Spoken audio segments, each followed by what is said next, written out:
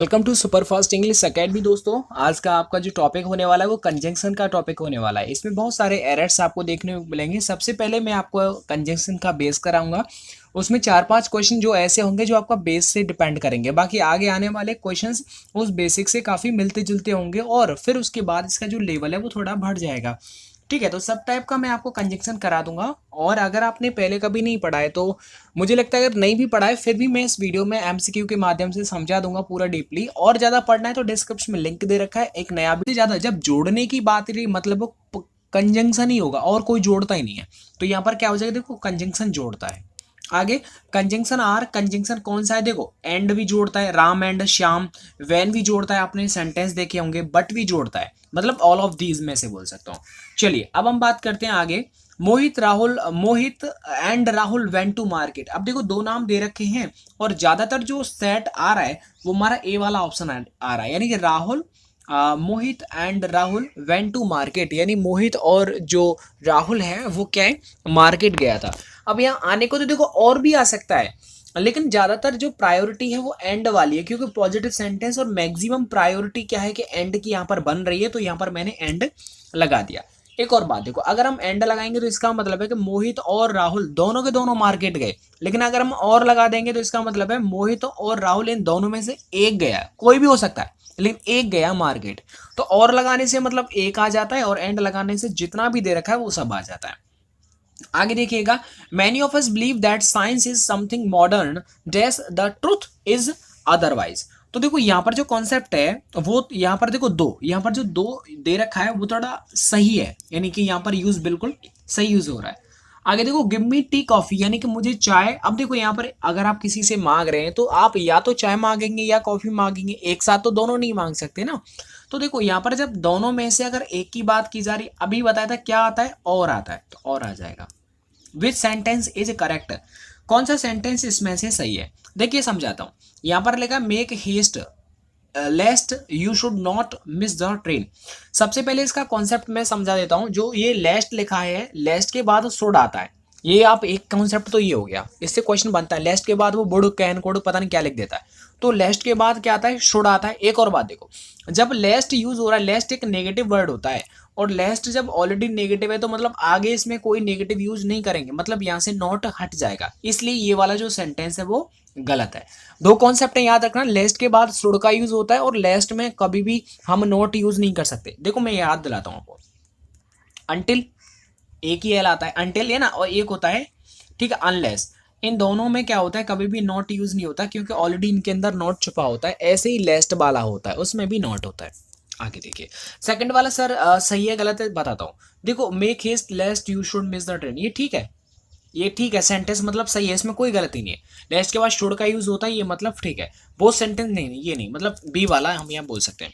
आगे देखो, विच sentence is correct, कौन सा सेंटेंस है जो करेक्ट है। देखो अभी बताता, अनलेस के साथ नॉट का यूज नहीं होता, जब नॉट का यूज नहीं होगा तो डू भी हट जाएगा, तो ये सही क्या बचेगा, अनलेस यू लेवर हार्ड यू विल फेल। जब तक तुम तगड़ी वाली मेहनत नहीं करोगे बट फेल हो जाओगे। तो देखो यहाँ पर लेवर वर्ड आ रहा है, लेवर का थोड़ा बता देता हूँ आपको। देखो अब होता क्या है, आपने यहाँ पर लेबर का, आपसे अगर कोई पूछता है कि सर लेबर का मतलब क्या होता है, आपने देखा होगा जब भी हमारे घर में या फिर कहीं खेतों में कोई काम होता है तो हम क्या बोलते हैं कि सर लेबर को ले आओ, लेबर काम करेगी ये, है ना, लेबर नहीं आई अभी काम नहीं होगा, लेबर नहीं आई। वो एक्चुअल में हम गलत बोलते हैं, क्योंकि लेबर का तो मतलब होता है काम करना। यहाँ पर बताओ, डू नॉट डज नॉट, ये कभी इज़ार नॉट, ये वर्ब आता है ना इसके बाद, तो लेबर तो वर्ब हो गया, वर्ब का मतलब इसमें ना आ जाए, मतलब काम करना। तो लेबर का आप ये बताओ, काम करने वाले को ला रहे हो ना कि काम करना को। तो आप काम करने वाले को क्या बोलना चाहिए आपको, लेबरर। क्या बोलना चाहिए आपको, लेबरर। कि ठीक है, मतलब लेबरर नहीं है, लेकिन हम क्या है कि बोलते रहते हैं लेबर लेबर, तो वो लेबर गलत है, लेबर नहीं होता, लेबरर होता है। काम करने वाले आ रहे हैं ना, खेत में अगर जाएंगे तो काम करने वाले जाएंगे, अगर कहीं किसी कंपनी में अगर काम करना तो काम करने वाले आ रहे हैं, ना कि काम करना। भाई काम करने वाले आएंगे तो काम हो जाएगा, मतलब लेबरर कहना चाहिए आपको। समझ में आगे, जैसे टीचर माने पढ़ाना और टीच मतलब पढ़ाना। तो अगर कोई आ रहा है, मैं यही तो बोलूंगा टीचर आ रहे हैं, मैं ऐसे थोड़ी बोलूंगा टीच आ रहे हैं, नहीं ना। तो वही मैंने आपको यहाँ पर समझाने की कोशिश की। एक और देखो, लेबर रूम भी होता है। लेबर रूम क्या होता है, जिसके अंदर जो भी लेडीज होती है उनका जो बच्चा पैदा होता है, जो रूम होता है हॉस्पिटल के अंदर, उसे बोलते हैं लेबर रूम। ऐसा मत समझ लेना कि भाई ये लेबर रूम है, ठीक है, जैसे गेस्ट रूम होता है, तो गेस्ट रूम में क्या होता है, जाओ गेस्ट जाएंगे और आराम से उसमें बैठ जाएंगे। आपने सोचा कि यार हॉस्पिटल में लिखा हुआ था लेबर रूम, मतलब क्या हो गया, हम तो लेबर हैं, मतलब आप तो नहीं हो, बट जो लेबर होंगे वो सोचेंगे यार मतलब हम तो लेबर हैं और हॉस्पिटल वालों ने कितना अच्छा इंतजाम कर रखा है रे, मतलब स्पेशली अच्छा हमारे लिए रूम बना रखा है, आओ लेबर वालों और यहाँ पर आकर के बैठ जाओ। तो जो लेबर रूम है वो लेबर रूम का मतलब होता है उसके अंदर क्या होता है कि बच्चे पैदा होते हैं, मतलब जो है ना डिलीवरी वगैरह होती है। चलिए आगे नहीं, अब बहुत डीपली हो जाएगा। आगे देखो, unless you labour hard you will fail, unless you labour, ये ठीक है, ये वाला सेंटेंस एकदम सही है।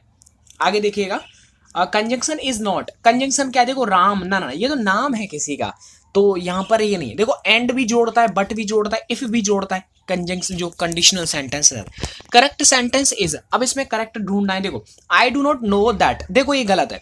आपको पता है लगातार दो कंजंक्शन एक साथ नहीं आते, ये कॉन्सेप्ट है, हर कॉन्सेप्ट को मैं समझा रहा हूं, बाकी तो मैं इसमें ऑप्शन भी लगा सकता हूं। लगातार दो कंजंक्शन नहीं आते, पहला वाला गलत हुआ। आगे देखो, ही आस्ड मी दैट इफ, तो देखो इसमें भी दो कंजंक्शन लगातार हैं, दैट इफ वाला, तो देखो ये भी नहीं हो सकता। आगे देखो, ही आस्ड मी इफ दा वॉज एबसेंट, ये भी गलत है क्योंकि दा वॉज एबसेंट का मतलब क्या हुआ, नहीं। हाँ अगर मैं यहां पर मान लो अगर मैं इसे शी कर देता हूं, शी वॉज एबसेंट, तो बिल्कुल सही है, क्योंकि अगर कोई ना कोई एबसेंट तो कोई मेल या फीमेल ही होगा ना, दा कैसे लेट हो जाएगा।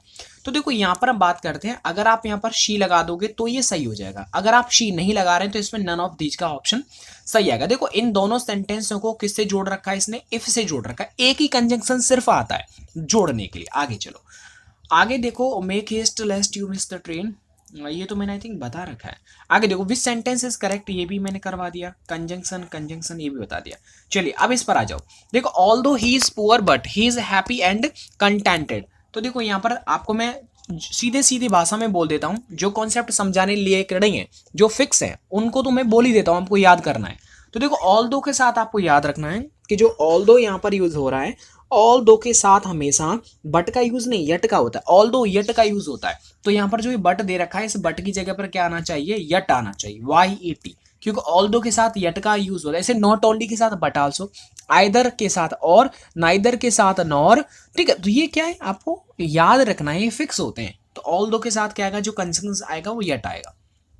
आगे, the choice is between glorious death और लाइफ, आपको मैंने क्या बताया, देखो कल मैंने बताया था बिटवीन के साथ एंड आता है, नॉट ओनली के साथ बट आल्सो अभी बताया था ऑल दो के साथ क्या आता है, यट आता है। तो ऐसे यहां पर देखो बिटवीन आ रहा है, बिटवीन के साथ क्या आएगा, बिटवीन के साथ एंड आएगा, तो और नहीं, यहां पर एंड कंजंक्शन आएगा, तो यहां एंड लगा दो।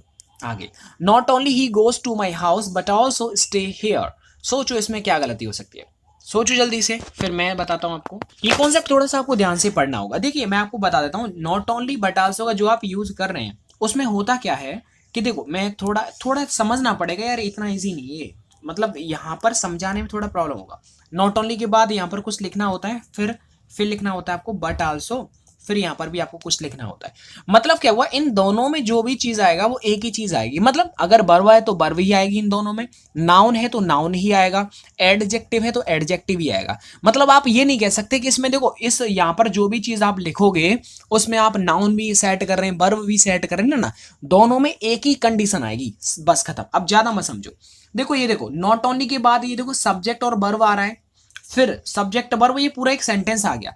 आगे देखो बट आल्सो के बाद यहाँ पर सिर्फ वर्ब वर्ब आ रही है, तो इसका मतलब क्या हुआ कि दूसरे वाले सेंटेंस के बाद क्या आ रही है, स्टार्टिंग वर्ब से हो रही है, जबकि पहले में क्या हो रहा है, नॉट ओनली के बाद क्या आ रहा है, ही आ रहा है, ये गलत है।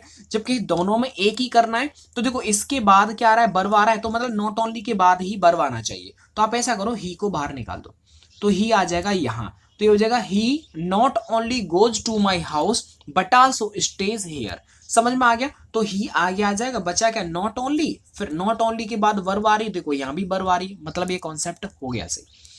He will either do the work else return the money, अभी मैंने क्या बताया था, अभी मैंने बताया था कि आइदर के साथ क्या था, और आता है, क्या आता है, और आता है। तो यहां पर जो एल्स दे रखा है इसकी जगह पर क्या आ जाएगा, और, तो ये हो जाएगा आइदर और, ठीक है। ये कॉन्सेप्ट अगर आपके क्लियर हो रहे हैं मतलब आपकी इंग्लिश अच्छी होती जा रही है।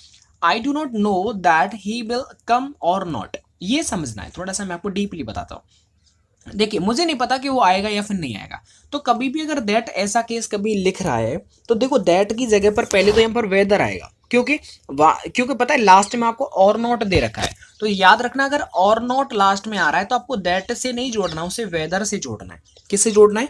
वेदर से जोड़ना है। तो यहाँ पर आप शो कर दीजिए, वेदर लिख दीजिएगा। ठीक है, तो ये क्या है, आपको छोटी छोटी चीजें हैं जिन पर आपको ध्यान रखना है। ठीक है, तो और भी आपको डिटेल में आपको पूरा बताता हूँ। तो यहाँ पर क्या आ जाएगा, वेदर आ जाएगा, तो वेदर लिख दीजिए क्योंकि लास्ट में और नॉट आ रहा है। आगे एक क्वेश्चन और है आपका, ये देखिएगा। आगे क्वेश्चन है कि I have never seen him, मैंने उसे कभी नहीं देखा, नॉर हर्ड अबाउट इट, ना ही उसके बारे में कभी सुना है। तो ये कॉन्सेप्ट क्या होता है कि यहाँ पर जो नॉर लिख रहा है उसकी जगह क्या हो जाएगा, और हो जाएगा। सर क्यों हो जाएगा? क्योंकि नेवर के बाद और का यूज होता है, ना कि नॉर का, क्योंकि ऑलरेडी नेगेटिव वर्ड आ रहा है, तो बताओ नेगेटिव तो यूज करेंगे नहीं, नेवर नेगेटिव है ना, तो देखो नॉर भी नेगेटिव है। जब ऑलरेडी नेगेटिव वर्ड आ गया तो नॉर यूज नहीं करेंगे, तो यहाँ पर क्या यूज करेंगे, और यूज करेंगे, क्योंकि वो नेवर के साथ क्या था, आगे और होता है। तो दोस्तों ये मैंने आपको पूरे कॉन्सेप्ट आपको समझाए, आई होप बहुत अच्छा लगा होगा, सारे कॉन्सेप्ट आपके समझ में आ गए होंगे। और इसके साथ ही साथ अब क्या करना है, आपको आने हैं चेक करना है कि हाँ मेरे को कुछ समझ में आ रहा है या फिर नहीं आ रहा। बहुत सारे कॉन्सेप्ट बचे हुए और भी मैं आपको बता दूंगा।